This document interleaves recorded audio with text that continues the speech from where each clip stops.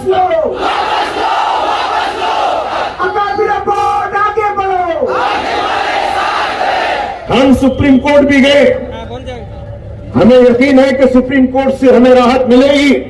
अगर supreme court राहत देती है तो सिर्फ हमारा हक नहीं मिलेगा, इससे सुप्रीम कोर्ट के वक़ार में इजाफा होगा। मुस्लिम पर्सनल लॉ बोर्ड की जानिब से चलाई जाने वाली इस तहरीक का जो मुतालबा है कि जो वक्फ अमेंडमेंट एक्ट लाया गया है उसे हुकूमत वापस ले ले और मुल्क का जो अमन व अमान है उसे खराब न होने दे। All India Muslim Personal Law Board ने 13 जुलाई तक का एक स्टेप तय किया था और इंशाअल्लाह वहां तक ये तहरीक कामयाबी के साथ चलेगी। ये वक्फ तरमीमी कानून 2025 भारत को कबूल नहीं है और हमारे औरंगाबाद के लोगों को भी कबूल नहीं है। तादाद में यहाँ पर उपस्थित हुए हमारे सभी मुस्लिम भाइयों, बहनों और बुजुर्गों, सभी को मेरा सलाम। आज हम सभी लोग यहाँ पर एक बहुत बड़े अहम मुद्दे को लेकर यहाँ पर उपस्थित हुए हैं। खास तौर पर अल्पसंख्यक समाज के ऊपर जो नाइंसाफी हुई है उसके ऊपर आप लोगों को इत्तला करने के लिए, उसकी जानकारी देने के लिए, आप लोगों में जागरूकता लाने के लिए यहां पर सभी लोग उपस्थित हुए हैं और सभी लोगों का मार्गदर्शन भी मजलिस से होने वाला है।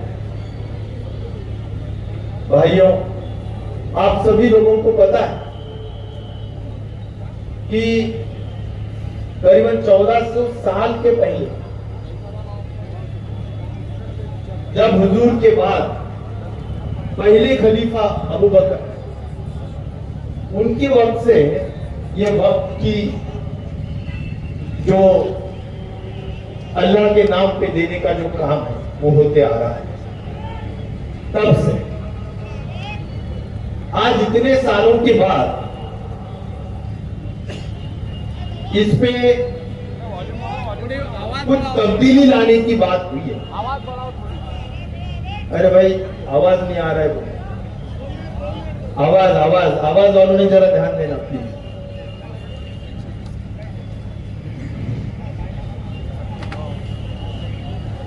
हेलो, आ रहा है?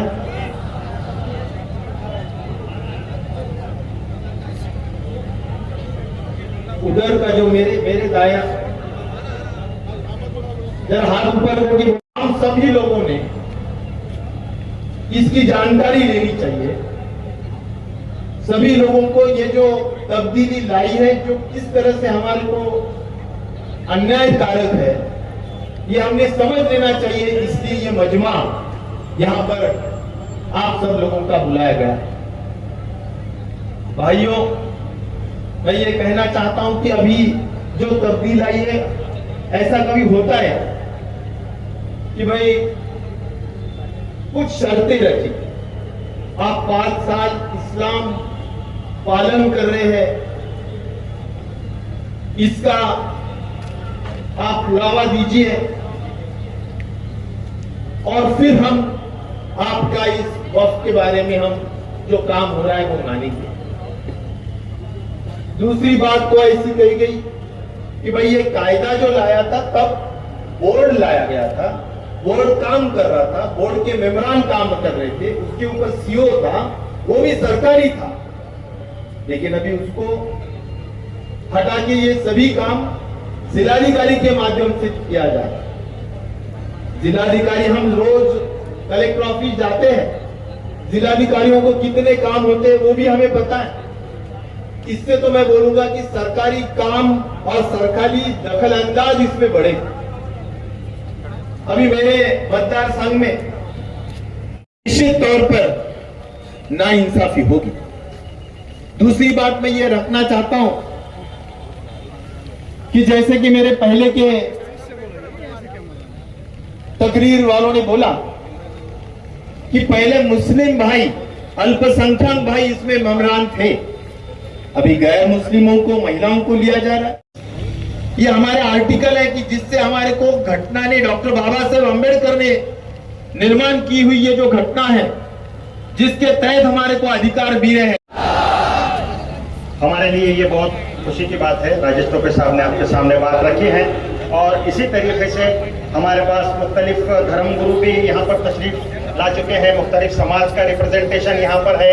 अभी राष्ट्रवादी से आपने राजेश टोपे साहब को सुना, अब उद्धव बाला साहब ठाकरे शिवसेना की तरफ से मैं डॉक्टर शोएब हाशमी साहब से दरख्वास्त करता हूँ कि वो नारे तकबीर, नारे तकबीर। मैंने ये नारा अपनी तकरीर में जोश भरने के लिए नहीं, बल्कि इस बात का एहसास दिलाने के लिए और ये गवाही के लिए दिया हो कि सबसे बड़ी जात सिर्फ अल्लाह ही की है। और बेशक हम जितने लोग यहाँ मौजूद हैं इस बात का इतराफ करते हैं कि सबसे बड़ी जात अल्लाह की है, ना उसका कोई है, ना वो किसी से पैदा हुआ है, ना उसने किसी को पैदा किया है, वो बेगर्ज है। बिस्मिल्लाहिर्रहमानिर्रहीम। स्टेज पर तशरीफ फरमा मौजूद हाज़रीन, सदर जलसा, तमाम सियासी शख्सियात, अकाबरीन और मेरे सामने सुनने वाले हजारों सर ख़वातीन, बहनें, बेटियों और जहाँ जहाँ तक हमारी आवाज़ पहुँच रही है, आज का यह अज़ीमुश्शान इजलास अल्हम्दुलिल्लाह कामयाब हो चुका है। यहाँ की मौजूद जितनी तादाद है ये इस बात की गवाही है कि हमारी आवाजें महाराष्ट्र की सरकार और महाराष्ट्र के साथ साथ दिल्ली की सरकार तक पहुंच चुकी है। अल्हम्दुलिल्लाह, अल्लाह का बहुत बड़ा कर्म है कि हमने all India Muslim Personal Law board की रहनुमाई में इतने बड़े प्रोग्राम के अंदर शिरकत फरमाई और मैं शुक्रगुजार हूँ इस स्टेज का कि उन्होंने मुझे मौका दिया है कि मैं आपके साथ बात कर सकूँ। जिस तरह से अभी मुझसे पहले हमारे x health minister Rajesh Tope साहब ने सारी तफसील बताई, सारी टेक्निकल बातें की है, तो उन बात को दोहराते हुए मैं 2-3 बातें आपके सामने रखूंगा। एक बात यह है कि जब कुछ साल पहले ये भाजपा की सरकार हिंदुस्तान में बनी थी, उसके बाद से ही इस सरकार ने ये कोशिश शुरू कर दी है कि हमारे मुल्क में अगर उनको हुकूमत करना है तो हिंदू और मुसलमान इन दोनों के बीच में जब तक तफरीक नहीं फैलाई जाएगी, जब तक इन दोनों मज़ाहिब के बीच में झगड़ा नहीं कराया जाएगा, तब तक भाजपा और उनके सहयोगी पार्टियां यहाँ हुकूमत नहीं कर सकती है। जिस तरह से कुछ पार्टियां जो इंडिया अलायंस में शामिल हुई थी, जिसको हम सेकुलर पार्टी कहते हैं, आपने देखा होगा वोट की तरमीम के खिलाफ वोट डालने का मौका आया तो हमारी इंडिया अलायंस पार्टी के 232 वोट्स पार्लियामेंट में डाले गए, जिसमें शिवसेना पार्टी के 9 एमपीज भी थे, राष्ट्रवादी पार्टी के एमपीज भी थे, कांग्रेस के भी थे और तमाम पार्टीज के एमपीज जो राज्यसभा में भी है, उन लोगों ने भी इस बिल की मुखालिफत भरपूर अंदाज में की है। हमारे तमाम सियासी पार्टीज के कायदीन, जितने भी सीनियर पार्टी के कायदीन है, उनका ये खुद मौक़िफ़ है कि हम ये बिल हरगिज़ चलने नहीं देंगे। कोशिश तो की गई थी कि पास भी नहीं होने देंगे, लेकिन बदकिस्मती से हमारा नंबर कम था और हम बहुत थोड़े नंबर से चूके, लेकिन इंशाअल्लाह अब कोर्ट ने भी इस पर स्टे दिया है तो हम पूरी कोशिश ये करेंगे कि आगे जितना हो सकते हैं, जितना हो सका हम इसकी ये तारीफ करें कि ये काला कानून रद्द किया जाए। और जो मूवमेंट, लेकिन किसी भी प्रेस ने उसके बारे में न्यूज नहीं दी। हमारे कॉमरेड जनरल सेक्रेटरी कॉमरेड राजा, इन्होंने सुप्रीम कोर्ट के खिलाफ ये जो प्रोटेस्ट कर रहा है, इस प्रोटेस्ट के लिए उपस्थित मंच पर सभी बड़े नेता, साथियों, भाइयों, मेरे सामने उपस्थित मेरे भाई और बहनों, भाइयों, ये भारतीय जनता पार्टी की सरकार कई दिनों से दलितों, मुसलमानों, आदिवासियों के खिलाफ बहुत बड़ा षड्यंत्र बना रही है। इनको गुलाम, लाचार, भिखारी बनाने का षड्यंत्र इस देश की सरकार बना रही है। उसी के तहत ये अमित शाह हो, हम उसको झुकाएंगे। इस शायरी के माध्यम से मैं आपको संदेश देता चलूं। भाई और बहनों, आज यहाँ पर हम जो वक्त का कानून बनाया गया उसके विरोध में विरोध प्रदर्शन करने के लिए यहाँ पर उपस्थित है। साथियों, हम लोगों को ये जानना होगा कि इस वक्त पे कानून को क्यों बनाया गया। ये जो वक्त का संशोधन बिल है, कानून है, उसके पीछे कौन है और किसके लिए ये बनाया गया, इसको हम लोगों को समझना होगा। इसमें सबसे बड़ी बात यह है कि इस कानून में करना चाहता है। वक्फ का कानून क्या है? वक्फ का कानून है संपत्ति से मुसलमानों को बेदखल करना, उनकी संपत्ति को छीनना। ऐसा कानून वो क्यों बना पाए हैं, 1 मिनट में आप लोगों को मैं समझाना चाहूंगा। इसके 2 कारण हैं।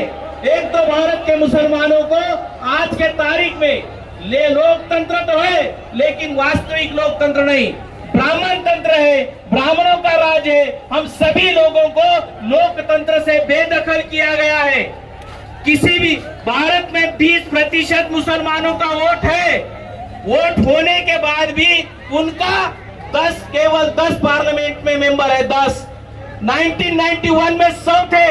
आज वो पार्लियामेंट में कानून का विरोध कर सकते थे, लेकिन कर नहीं पाए, उतनी शक्ति नहीं है। क्यों नहीं है? क्योंकि उनके मेंबर वहां पर नहीं है। क्यों नहीं है? गुलाम है। गुलाम होने का कारण क्या है?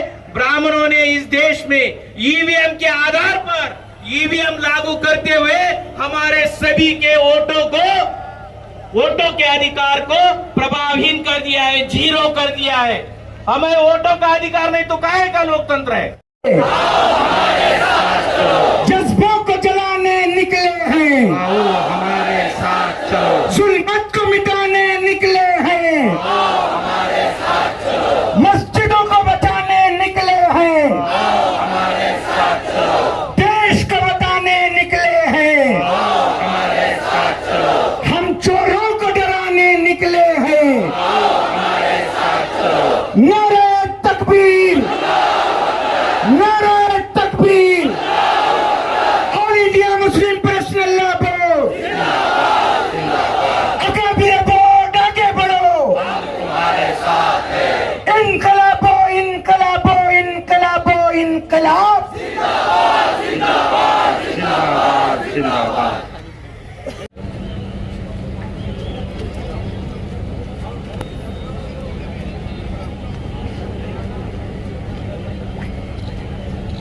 आंदोलन में, सड़क के इस आंदोलन में भी हमारे साथ हैं। मैं उनसे विनती करता हूं माननीय खासदार कल्याण जी काळे साहब से कि वो इस अवसर पर हमारा मार्गदर्शन करें।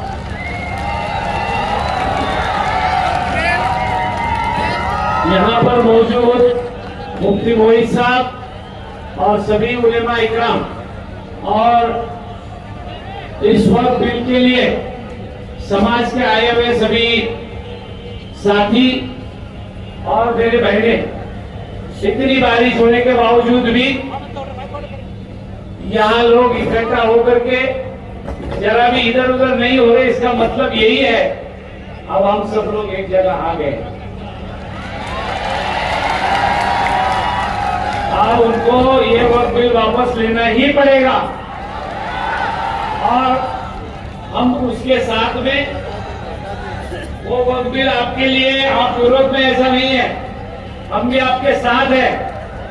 और पार्लियामेंट के अंदर जब 3 बजे तक चर्चा हुई, मैं वहां मौजूद था और उससे सारी की सारी कांग्रेस पार्टी राहुल गांधी साहब के साथ ऐसी जुड़ी थी कि किसी भी हालत में ये बिल पास नहीं होने देना है। लेकिन काले कानून बनाने वाले, जिनकी मंशा ही काली है, जिन्होंने ये काला कानून बनाते समय ये सोच लिया है कि हमारे पुरखों ने जो जमीन दी वो कुछ चंद लोगों के, गरीब लोगों के काम आए, बेवा के काम आए, लेकिन उनको ये ठीक नहीं लग रहा है।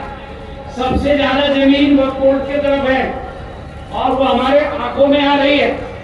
अब ये बात उनके जहन में आई और उन्होंने ये वक्त का बिल लाया और ये वक्त के बिल के साथ उनके दिमाग में ये भी बात है कि इसके अंदर कलेक्टर जैसा सरकारी बाबू बिठा करके ये जमीन हमारे से ले लेना और ये जमीन ले करके अदानी अंबानी को देना। ये मंशा उनकी है, इसलिए आप ये मत समझो कि हम आपके साथ है क्या नहीं, हम आपके साथ डट के हैं और आगे भी रहने वाले हैं। आप इसकी चिंता ना करें कि और मैं अकेला नहीं हूं, पूरी पार्टी पूरी ताकत के साथ आपके साथ में है। क्यों? ये सारी बातें मैं जज्बात में आते हुए नहीं बोल रहा हूं। मैं 15 दिन से घर पे बीमार था, लेकिन जैसा ही मुझे मुफ्ती साहब का फोन आया, हमारे यीशु भाई का आया और अपने इलियास किरमानी साहब का आया, मैं बोला मैं किसी भी हालत में शाम में प्रोग्राम में आने वाला हूं, उसमें कोई दो राय नहीं, मैं जरूर आऊंगा। उसकी वजह इतनी थी कि यहाँ आने की वजह यह है, हम लोग जो कानून के लिए लड़ रहे हैं वो कानून हमारे खिलाफ नहीं है। तो ऐसे बहुत सारे कानून ये लोग पास कर रहे हैं पार्लियामेंट के अंदर, इसलिए हम सब लोगों को एक जगह आने की जरूरत है। मैं आपसे सबसे गुजारिश करूंगा कि इसमें कौन किधर गया कौन किधर आया वो नहीं करते हुए, हर एक समाज में अलग अलग संगठन होते हैं, लेकिन सब एक छाते के नीचे आने की जरूरत भी है। और सब एक जगह आने के बाद मुझे नहीं लगता कि कोई कानून अपने से आगे जा सकता है। किसी भी हालत में अपने को ये कानून ये लोगों को वापस लेना पड़ेगा। हम आपके साथ थे, आज भी हैं और आगे भी रहने वाले हैं, ये कहने के लिए मैं यहाँ आया हूँ। मैं ज्यादा लंबी तकरीर नहीं करते हुए फिर एक बार आपको बताऊंगा, ये सब जो औरंगाबाद संभाजी नगर के लोग एक जगह आए, ऐसे एक जगह आने की जरूरत हमको है। और एक जगह आने के बाद क्या होता, ये हमने 2024 के लोकसभा के चुनाव में देखा है, उसकी मतलब ही नतीजा वही है। मैं फिर एक बार सबसे गुजारिश करूंगा, ये वक्फ बोर्ड के कानून के खिलाफ हम सबको एक जगह रहने की जरूरत है। मैं आपके साथ में हूं। बहुत सारी बातें बोलने जैसी है, लेकिन बहुत सारे नेताओं को भी, बहुत सारे उलेमा इकराम को भी आपके सामने तकरीर करनी है। मैं ज्यादा लंबी तकरीर नहीं करते हुए इतना ही करके कह के मेरे अल्फाज खत्म करता हूं। जय हिंद, जय महाराष्ट्र, खुदा हाफिज। जाति जलसे के मौके पर स्टेज पे तशरीफ फरमा और India Muslim Personal Law Board के तमाम जिम्मेदारान, तमाम सियासी पार्टी के अहदेदारान, सामने बैठे हुए मेरे बुजुर्गों, भाइयों और दोस्तों, मेरी इज्जतदार पर्दा नशीन माओ और बहनों, अस्सलाम वालेकुम रहमतुल्लाहि व बरकातुहू। बुजुर्गों, दोस्तों, साथियों, माओ और बहनों, हम बहुत ही एक हसास मामले के ऊपर यहाँ पर जमा हुए हैं और सबसे पहले तो मैं आप तमाम लोगों को मुबारकबाद पेश करता हूँ कि ऐसी बारिश के मौके पर कोई यहाँ से हल नहीं रहा, बल्कि लोगों का आने का सिलसिला और जारी है। इसीलिए मुझे एक शेर याद आया कि जो हौसलों से काम लेते हैं वो मंजिलों से सलाम लेते हैं। दोस्तों, आप लोगों को यही बताना चाहता हूं कि वक्फ की जायदादों के लिए जो काला कानून बनाया है, जैसे मौलाना ने अभी कहा, मेरे कायदे मोहतरम बैरिस्टर असदुद्दीन अवैसी साहब और तमाम ही दूसरी पार्टियों के जिम्मेदारों ने इसके लिए शिद्दत से लड़ाई लड़ी। यहां तक कि जो जेपीसी की कमेटी बनाई गई थी, ये हुकूमत ने उसको भी नजरअंदाज करते हुए वो कमेटी की बातों को नहीं माना और जिस तरह दादागिरी करते हैं उसी तरह ये हुकूमत ने हमसे वक्फ की जायदादें छीनने का एक नया तरीका बनाया है। लेकिन मैं मुस्लिम पर्सनल लॉ बोर्ड के तमाम जिम्मेदारों को यह अपील करना चाहता हूं कि आज हम लोग इस बात के ऊपर इत्तेफाक रखते हैं कि हम जब भी आप लोग आवाज देंगे, चाहे लड़ाई सड़क की हो या कहीं की भी हो, हम उसके लिए बड़ी तादाद में हर वक्त हाजिर रहेंगे। दोस्तों, एक छोटी सी बात करके अपनी बात को खत्म करूंगा क्योंकि बहुत सारे मुकर्रिर यहां पर है। आज हम इस तारीखी शहर के तारीखी मैदान में जो तारीखी जलसा कर रहे हैं, आज इस मैदान के ऊपर भी एक बात आ पड़ी है। आपने देखा होगा कि कुछ रोज पहले इसी मैदान के अंदर ये यहाँ की तासुब पसंद महाराष्ट्र की गवर्नमेंट ने ये इस ग्राउंड को खत्म करने का भी प्लान बनाया है। हमारे रहनुमा इम्तियाज जलील साहब को जब ये बात मालूम पड़ी तो हमारी पूरी टीम को लेकर यहाँ पर आए और ये पीछे के इलाके में जहां पर बड़े बड़े गड्ढे खोदे गए थे उसी वक्त हमने उसको बंद करवाया। और ये 28-29 एकड़ जो वक्फ की जायदाद है इसको हथियाने का काम यहाँ की हुकूमत कर रही है। तो मैं आज इस स्टेज से उनको वार्निंग देता हूं और आप लोगों से अपील करता हूं कि आम खास का ग्राउंड बचाने के लिए जब भी आपको आवाज दी जाएगी, मैं उम्मीद करता हूं कि आप लोग हजारों की तादाद में इस तारीखी ग्राउंड को बचाने के लिए यहां पर आएंगे। मैं इस मौके पर आप लोगों से यही गुजारिश करूंगा, हमारे उलमाए किराम को भी यही कहूंगा कि आप जो है तो हमको जोश और होश दोनों से काम तो आप लेते हैं, लेकिन आप कहते हैं ना कि खामोश मिजाजी तुम्हें जीने नहीं देगी, इस दौर में जीना है तो कोहराम मचा दो। इंशाअल्लाह जब भी हमारे उलमाए किराम हमको आवाज देंगे, मैं ये वादा करता हूं कि हम लोग आप लोगों के साथ थे, हैं और रहेंगे। शुक्रिया, खुदा हाफिज। जिस तरीके से बीजेपी हुकूमत इस मुल्क में आतंक मचाई हुई है, चाहे बीजेपी हो, विश्व हिंदू परिषद हो, बजरंग दल हो, जिस तरीके से पूरे देश में, शहर मुल्क में मुसलमानों को टारगेट कर रहे, किसी न किसी तरीके से हम परेशान रहना और हम एक टेंशन में रहना, हम क्या खाना क्या नहीं खाना, कहाँ नमाज पढ़ना कहाँ नमाज नहीं पढ़ना, हमारी जो वस्तु प्रॉपर्टी है उनकी मर्जी से चलना, वो प्रॉपर्टी उन्होंने चाहे तो हमको देंगे, नहीं तो नहीं देंगे, वो कलेक्टर को बिठा के रखे सारी प्रॉपर्टी कब्जा करना चाह रहे। तो इसके लिए हमको ये लड़ाई जारी रखना है जब तक ये कानून वापस नहीं होता। इसके लिए आपको कुर्बानी भी देना पड़ेगी। इसमें हम किसी तरीके से सियासत नहीं करते हुए रोड पे आना पड़ेगा, लाठी खाना पड़ेगा, गोली खाना पड़ेगा, जेल में जाना पड़ेगा, तभी इसका मसला हल होगा। ये बड़े बेशरम है, ये हुक्मरान जो है तो बहुत बेशरम है, इनको कोई फर्क नहीं पड़ता। बस हमारा इतना बोलना है कि हम कुर्बानी के लिए तैयार हैं, उलमा इकराम के साथ रहे, उलमा इकराम के पीछे रहे, और उलमा इकराम से मेरी गुजारिश है कि उलमा इकराम जो भी हमको हुक्म करेंगे, चाहे हमारे पुलिस को गोली के लिए कहेंगे, चाहे लाठी के लिए करेंगे, तो हम हर चीज के लिए तैयार हैं इंशाअल्लाह। बस यही दौलत बोलना है। मेरे माँ बहनों, दुआओं करो, रोजे रखो और अल्लाह से मदद मांगो, और इनसे डरने की जरूरत नहीं है।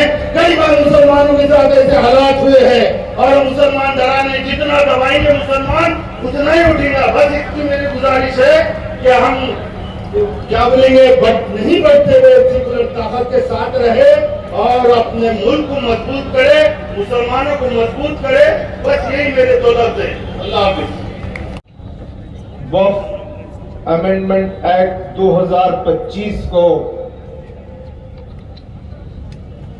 वापस लेने पर हुकूमत को मजबूर करने के लिए मुनाफिक किया गया है। इसलिए मैं आगाज में चाहता हूं कि 3 मरतबा ये आवाज दी जाए कि ये वक्फ एक्ट वापिस लो। इससे हम अपनी गुफ्तगू का आगाज करें। वक्फ एक्ट 2025, वक्फ एक्ट 2025, वक्फ एक्ट 2025। इस वक्फ एक्ट को लाते हुए पार्लियामेंट के अंदर इसका मकसद बताया गया कि इसके जरिए से पसमानदा मुसलमानों को वो तरक्की का मौका फराहम करेंगे। ये एक झूठ है जो बांधा गया। 2025 के वक्फ एक्ट से पहले भी जो कानून था उसमें इसकी पूरी गुंजाइश थी कि पसमानदा मुसलमानों को वक्फ बोर्ड का मेंबर बनाया जा सकता है,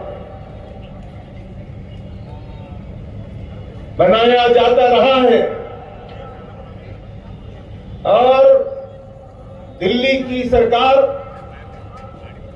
पसमानदा मुसलमानों को इसका मेंबर चेयरमैन बनाना चाहती है तो उसको वक्फ एक्ट 2025 की जरूरत नहीं थी। उस एक्ट के तहत भी ये किया जा सकता था। तो ये एक बहाना और ढकोसला था। दूसरी तरफ राज्यसभा में, लोकसभा में, पूरे मुल्क में जो असेंबली के हल्के देखते हुए पहली बात ये कहना चाह रहा हूं कि ये जो वक्फ एक्ट 2025 है ये दस्तूर के खिलाफ है। पार्लियामेंट कानून बना सकती है लेकिन पार्लियामेंट भी कानून दस्तूर की रोशनी में बनाएगी। जो कानून दस्तूर के दी हुई रोशनी के बजाय बनेगा हम उसको मानने के लिए तैयार नहीं हैं। इसलिए वक्फ अमेंडमेंट एक्ट 2025 को वापस लिया जाए। यह आर्टिकल 25 फ्रीडम ऑफ रिलीजन इसके खिलाफ है। यह article 26 freedom to manage religious affairs इसके खिलाफ है। गैर मुस्लिमों के मामलात में दखल नहीं देना। ये कह रहे हैं कि गरीबों को, पसमानदा लोगों को हम तरक्की देना चाहते हैं। मैं यहां बैठे हुए बामसफ के लोगों से, पॉलिटिकल पार्टी के लोगों से कहना चाहूंगा कि जो हिंदू मंदिर हैं, जो हिंदू मठ हैं, जो हिंदू एंडोमेंट है, उसमें पहले एससी, एसटी, वुमेन्स को और दलितों को पहले वहां गजब कब्जा कर रही है। हालात बहुत सख्त हैं लेकिन हफीज मिरेठी के शेर को भी सुन लें। दाद दीजिए कि हम जी रहे हैं वहां, दाद दीजिए कि हम जी रहे हैं वहां, है महाफिज जहां कातिलों की तरह। हम घबराने वाले नहीं हैं। हम सुप्रीम कोर्ट भी गए। हमें यकीन है कि सुप्रीम कोर्ट से हमें राहत मिलेगी। अगर सुप्रीम कोर्ट राहत देती है तो सिर्फ हमारा हक नहीं मिलेगा, इससे सुप्रीम कोर्ट के वक़ार में इजाफा होगा, सुप्रीम कोर्ट की इज्जत में इजाफा होगा। अगर सुप्रीम कोर्ट से हमें इंसाफ नहीं मिलता है तो हमें यकीन हो जाएगा कि मुल्क की बड़ी बड़ी अदालतें भी मुल्क के दस्तूर के साथ खिलवाड़ कर रही हैं। हम चाहते हैं कि ये अवामी जद्दोजहद हो, दस्तूरी जद्दोजहद हो और हम सब मिलकर आज वक्फ के इस कवानीन के तहफ्फुज के लिए, कल क्रिश्चियन भाइयों के हुकूक के तहफ्फुज के लिए, दलित भाइयों के हुकूक के तहफ्फुज के लिए, बुद्ध भाइयों के हुकूक के तहफ्फुज के लिए एक संघर्ष की दावत देते हुए मैं अपनी जगह लेता हूं। जज़ाकल्लाह, शुक्रिया, अस्सलामु अलैकुम। हुकूमत में बैठी दुनिया देख ले कि तुम 4-5-6 लोगों की अक्सरियत को बेस बनाकर इस्लाम के विरुद्ध में जो वक्फ तरमीमी कानून बना रहे हो, ये वक्फ तरमीमी कानून 2025 भारत को कबूल नहीं है और हमारे औरंगाबाद के लोगों को भी कबूल नहीं है।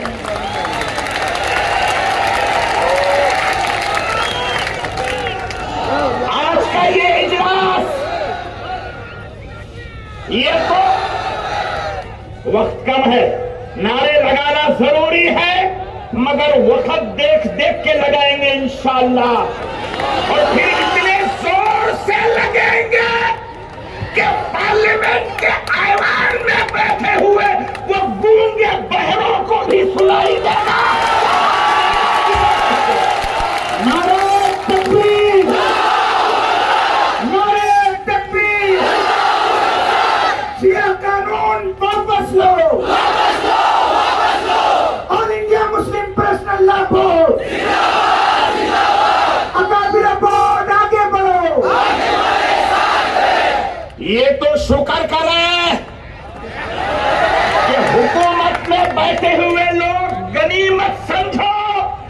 अभी बोर्ड ने सिर्फ आंदोलन जलसे की शक्ल में पुकारा है। अगर तुम्हारा दिमाग ठिकाने पे ना आया और ये वक्फ तरमीमी कानून वापस नहीं किया गया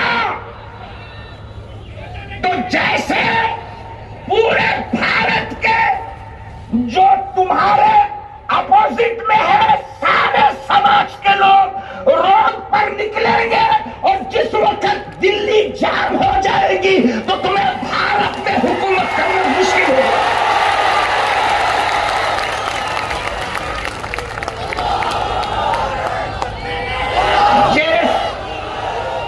जे सत्तामधी बसलेले लोक आहेत त्या लोकांपाशी 405 कधी ते नारा देत होते ते संपला, ते कधी होऊ शकणार नाही।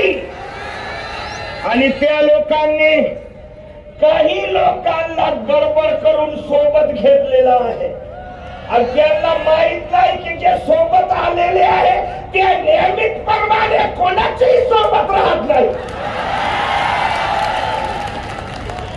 तुमच्या सोबत कधी राहणार ते भाऊ काही लक्षात आला तर घेऊन जा। त्याला या संपूर्ण भारतामध्ये पैतूराम म्हणत लोक आहे ते जे पलटणार आहे ते तुमच्याशी सोडून कधी पळतील ते त्याला सुद्धा माहित नाही। इसलिए आज औरंगाबाद की सरजमीन से all India Muslim personal board की ललकार है कि अगर हुकूमत अपने बाकी दिन खैर से निकालना चाहती है तो ये कानून फौरन वापस ले। का वापस रिटर्न घ्यायचं हे कानून साहेब, हा कायदा मुसलमानांच्या विरोधात आहे, वापस घ्या। इस्लामच्या विरोधात आहे, वापस घ्या। इतकंच नव्हे तर हा मुद्दा फार महत्वाचा आहे की तुमचा हा संशोधन कायदा 2025 आमच्या डॉक्टर बाबासाहेब आंबेडकरांनी जे संविधान दिलेलं आहे त्या संविधानाचा विरोध आहे। तरी आम्हाला सर्वांची मागणी आहे की हा कायदा वापस झालाच पाहिजे। आमचं हा आंदोलन तोपर्यंत कंटिन्यू राहणार आहे जोपर्यंत हा कायदा वापस घेत नाही। धन्यवाद। शुक्रिया। पूना से तशरीफ लाए। इस इजलास में सिर्फ 2-3 बातें कहकर मैं बात अपनी मुकम्मल करता हूं।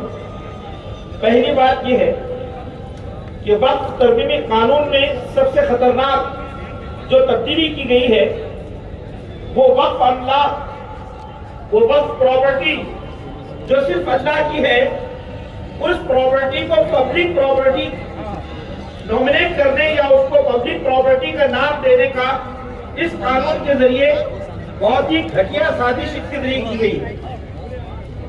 देखिए इन्नल मसाजिद अल्लाह की जो बात है ये मसाजिद अल्लाह की है, ये कब्रिस्तान, ये मदारिस, ये खानकाएं, ये सब ये पूरी अल्लाह की प्रॉपर्टी है जो हमारे बुजुर्गों ने अपने खूनी जिगर से ये मिल्लत के दीनी और मिल्ली वजूद को बाकी रखने के लिए दिया था।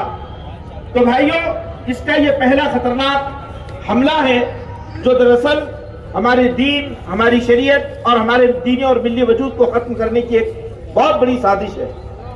और दूसरी बातें भी आपके सामने आ चुकी हैं।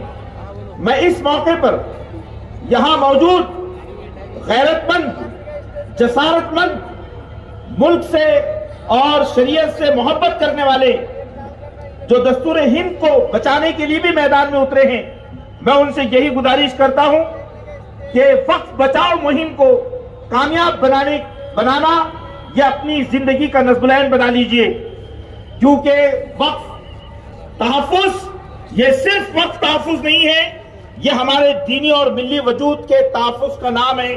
हमारे साथ मुल्क का पूरा इंसाफ पसंद तबका और आवाम हमारे साथ खड़ी है। आइए कि हम एक अज़्म के साथ, कि अज़्म मोहकम हो तो सरगर्म अमल होकर हम आओ जर्रों से करें चांद सितारे पैदा, और डूबने वालों को तो साहिल भी डुबो सकता है, वरना तूफान में भी होते हैं किनारे पैदा। अल्लाह हमारी मदद फरमाए। दिल्ली से तशरीफ लाए हमारे मुअज़्ज़ज़ मेहमान एडवोकेट शमशाद साहब से दरख्वास्त है कि इस मौके पर अपने ज़रीन ख्यालात से हमें नवाजें। ये बापदादाओं ने जो प्रॉपर्टियां दी है वो हमारे अगली नस्ल के लिए है, और उस नस्ल को तुम घुटने पे लाके शर्मिंदगी महसूस करके उसको ऐसे खड़ा करना चाहिए, भाई दे दे भाई दे दे भाई दे दे भाई। ऐसा है, सब प्रॉपर्टी है जो वक्त की है। अभी ताजमहल देखो आगरा का, उसके बाद में कितनी बड़ी प्रॉपर्टी है। अगर सरकार उसको मालिकाना हक करेगी तो गलदर 5 स्टार होटल बन जाएगा। आज दिल्ली में जितनी भी ओपन लैंड है, सबसे ज्यादा ओपन लैंड किसके पास है? वक्फ के पास है। सबसे मध्य दिल्ली की इंपॉर्टेंट प्रॉपर्टी किसके हाथ में है? वक्फ के हाथ में है। सब प्रॉपर्टी ओपन हो जाएगी, सब प्रॉपर्टी यानी वो हुमायूं साहब का मकबरा है, उसके बाजू में 10-20 एकड़ की प्रॉपर्टी है। कल यहाँ के बड़े बड़े उद्योगपति उसके मालिक बन जाएंगे और बिल्डिंगें खड़ी होगी।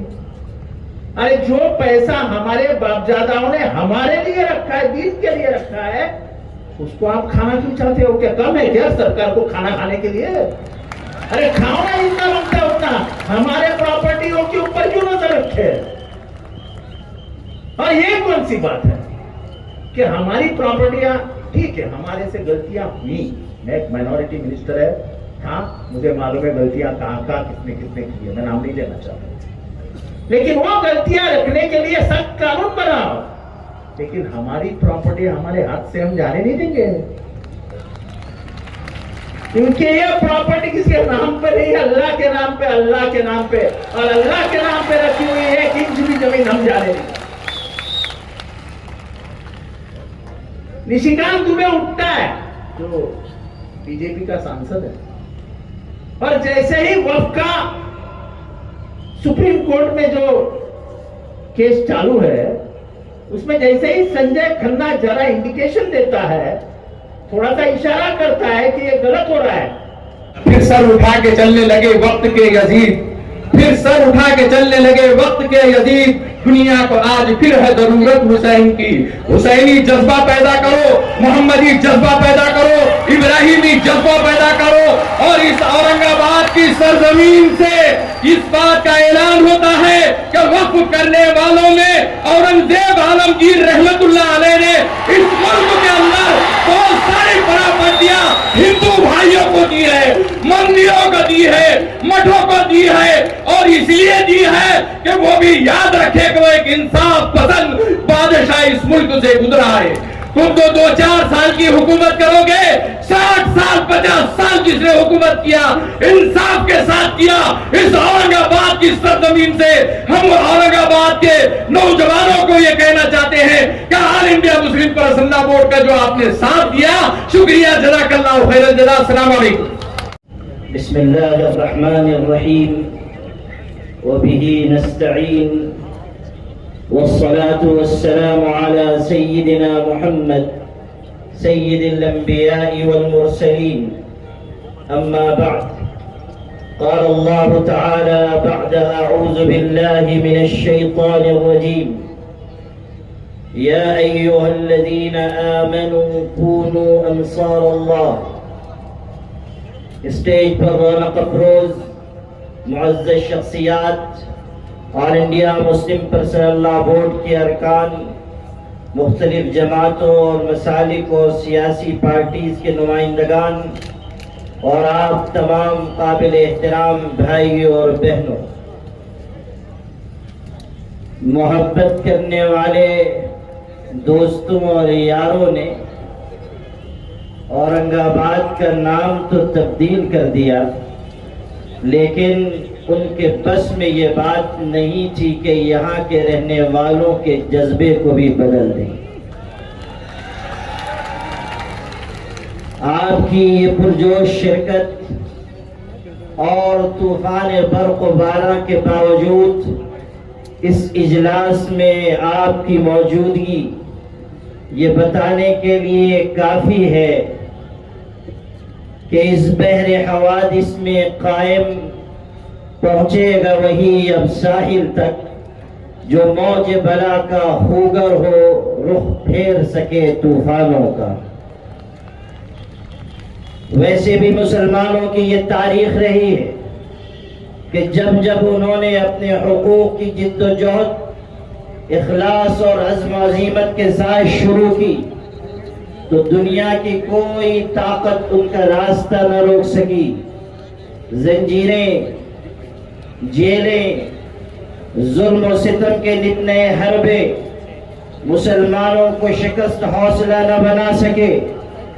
इकबाल ने यूं ही नहीं कहा था, टल न सकते थे अगर जंग में अड़ जाते थे, पांव शेरों के भी मैदान से उखड़ जाते थे, तुझसे सरकश हुआ कोई तो बिगड़ जाते थे, तैर क्या चीज है हम तोप से लड़ जाते थे, नक्श तौहीद का हर दिल पे बिठाया हमने, ज़ेर खंजर भी ये पैगाम सुनाया हमने। हज़रात गिरामी क़द्र, औक़ाफ़ की हिफाजत के लिए आज का ये अज़ीमुश्शान इज्तिमा हुकूमत वक्त को ये पैगाम देने के लिए काफ़ी है कि हमारी कामयाबी की मंजिल करीब आ रही है और अगर नविश्ते दीवार न पढ़ा गया तो ये तूफान बर्क़ व बारिश सिर्फ इस मुल्क के मजलूम लोगों को बहा कर नहीं ले जाएगा, बल्कि हुकूमत वक्त के लिए भी ज़वाल का बाइस बन जाएगा। मलाइकतहु युसल्लूना अलन नबी या अय्युहल्लज़ीना आमनू सल्लू अलैहि व सल्लिमू तस्लीमा। अल्लाहुम्मा सल्लि अला सय्यिदिना व मौलाना मुहम्मद व अला आलि सय्यिदिना व मौलाना मुहम्मद व बारिक वसल्लिम वसल्लम अलैहि। आज के इस तारीख साज इजलास में स्टेज पर मौजूद all India Muslim Personal Law Board के उहदेदारान व जिम्मेदारान, दीगर उलमाए किराम, दानिशवरान मिल्लत, मुख्तलिफ सियासी और समाजी तंजीमों और जमातों के सरबराहान, सामने बैठे हुए मुअज़्ज़ज़ सामईन, ख़वातीन और ख़ास तरीके पर नौजवान दोस्तों, आपने मुझसे पेश और फाजिल मुकर्ररीन से औक़ाफ़ के सिलसिले में और वक्फ़ एक्ट के सिलसिले में बहुत सी बातें समाअत फरमा ली। सबसे पहले तो मैं आपको मुबारकबाद देता हूँ कि आपने मौसम की खराबी के बावजूद इतनी बड़ी तादाद में जमा होकर तौहीद और रिसालत के मतवालों ने और औरंगाबाद के जालों ने ये सबूत फराहम किया कि all India Muslim Personal Law board की तहरीक पर वो वक्त की जायदादों को बचाने के लिए किसी भी हद तक अपनी कुर्बानियाँ पेश कर सकते हैं। अल्हम्दुलिल्लाह, ये ठाटे मारता हुआ मजमा और अपनी क़यादत की बात सुनने के लिए बेताबी से यहाँ मौजूद ये तमाम हजरात इस बात का सबूत फराहम कर रहे हैं कि मुस्तक़बिल में इंशाअल्लाह ताला all India Muslim Personal Law Board ने जो तहरीक शुरू की है वो कामयाबी उसके कदम छूमेगी और हम इस वक्त एक्ट को रद्द कराने में इंशाअल्लाह ताला कामयाब हो जाएंगे। मैं आपसे नौजवानों दो तीन बातें कहकर के गुजरता हूँ, वक्त कम है, मेरी बातों को आप पैगाम के तौर पर लीजिएगा और महसूस कीजिएगा कि ये क़यादत आपसे कुछ कहने के लिए आई थी। पहली बात याद रखिए कि ये मुल्क आपका है, आप इसके नंबर 2 के शहरी नहीं हैं, आप नंबर 1 के शहरी हैं। और आप शहरी ही नहीं हैं बल्कि आप इस मुल्क के वारिस भी हैं। समझ लीजिए आप मेरी बात, आप इस मुल्क के वारिस भी हैं। आपके कंधों पर बड़ी जिम्मेदारी है। ये मुल्क गलत समत में चल पड़ा है। ये मुल्क फिरकावारियत का लबादा ओढ़कर एक बर्बादी के रास्ते पर ले जाने की कोशिश फिरका परस्तों ने शुरू कर दी है। हमारे आपकी जिम्मेदारी बढ़ रही है। मसला औकाफ की जायदाद का नहीं है सिर्फ। अभी आपने सुना होगा दस्तूर के तहफ़्फ़ुज़ का मसला है, मुल्क में अमन व अमान का मसला है, गरीबों और कमज़ोरों के हुकूक के तहफ़्फ़ुज़ का मसला है, हमारे मिली मजहबी इस्लामी तशख़्ख़ुस और वजूद का मसला है। अगर हमने इस लड़ाई को यहीं छोड़ दिया तो मुस्तक़बिल में हमको बड़ा नुकसान होगा। इसलिए ये लड़ाई हमें बहुत ही मुत्तहिद होकर संजीदा फिक्र के साथ आगे तक लड़नी है। मैं नौजवानों तुमसे एक बात कहकर के अपनी बात जल्दी से खत्म करूंगा कि तुम 2 काम करना। एक तो वक्फ एक्ट के सिलसिले में उसका हर पहलू से जायजा लेकर उसकी खराबियों को जो तुम तक पहुंचाया गया है वो लेकर के जाना, और बिरादरान वतन यानी अपने गैर मुस्लिम से नहीं है, ये लड़ाई किसी दूसरे मजहब के लोगों से नहीं है, ये लड़ाई हमारी हुकूमत हिंद से है। हम उससे मुतालबा कर रहे हैं। इसलिए हम तमाम बिरादरान वतन से दरखास्त करते हैं कि वो हमारे साथ खड़े होकर इस मुल्क में वक्त के बहाने और वक्त के जरिए से इस एक्ट को बचाने के जरिए से इस मुल्क के दस्तूर को बचाने के लिए हमारे साथ खड़े होकर के लड़ाई लड़ें। ये बात आपको अपने दोस्तों को जाकर के बतानी होगी। और जहां तक सवाल इसका है कि बार बार हम ये दोहराते रहे, तो दुनिया को याद रखना चाहिए कि हमारी पुष्ट पर एक लंबी तारीख है। हम आसमानी हिदायत के अमीन हैं, हम अल्लाह के रसूल के गुलाम हैं, हम इस्लाम के सिपाही हैं। ये वक्त तो बार बार आएगा और चला जाएगा। हमने न मालूम तारीख के कितने नशे व फराज देखे हैं, हमने कितनी पस्ती और बुलंदी देखी है। हम बार बार पस्त होते हैं और बार बार उछलकर बुलंदी पर पहुंचते हैं। इसलिए हम ये बताना चाहते हैं कि हम मुल्क को और इस मुल्क के माहौल को तब्दील करके रहेंगे और इस तरह करेंगे कि दुनिया को ये याद रखना चाहिए कि तुम्हारे सारे चैलेंजेस हमें पूरी तरह से कबूल है, और हम भी ये साबित करेंगे कि खालिद कभी हाथों में अलम लेते हैं और तारिक कभी मौजों के कदम लेते हैं, और हर दौर में उठते हैं यजीदी फितने, हर दौर में शब्बीर जन्म लेते हैं। हिंदुस्तान में लाए हुए इस वक्फ एक्ट को मुस्तरद किया जाए, इसको वापस लिया जाए। वक्फ तरमीमी कानून को वापस लो, वापस लो। वक्फ तरमीमी कानून को वापस लो, वापस लो। ऐसे नहीं, दो हाथ उठा के नारा लगाइए, वक्फ तरमीमी बिल को, वक्फ तरमीमी बिल को, वक्फ तरमीमी बिल को। अल्लाह ताला आपको अपनी अमान में रखे और इस तहरीक को बुलंदियों तक ले जाने के लिए हमें और आपको परवरदिगार आलम तौफीक अता फरमाए। व आखिरु दावाना अल्हम्दुलिल्लाह रब्बिल आलमीन। एक मिनट, ये जो वक्फ का कानून आ रहा है, ये दस्तूर के ऊपर पहला हमला है। ये दस्तूर किसने बनाया है? डॉक्टर भीमराव अंबेडकर ने। तो हम डॉक्टर भीमराव अंबेडकर को याद करते हैं। मैं कहूंगा जय जय जय जय जय भीम, आप कहेंगे जय भीम जय भीम। समझ में आया? जय जय जय जय जय भीम। हाथ दोनों उठाओ, दोनों हाथ उठा के बोलो। पूरे महाराष्ट्र को सुनाना चाहिए, पूरा देश सुनना चाहिए कि हम डॉक्टर बाबा साहब अंबेडकर को याद कर रहे हैं, हमारी जमीन दस्तूर के तहत बचाने के लिए। जय जय जय जय जय भीम, जय जय जय जय जय भीम, जय जय जय जय जय भीम। हमारी मुस्कुराहट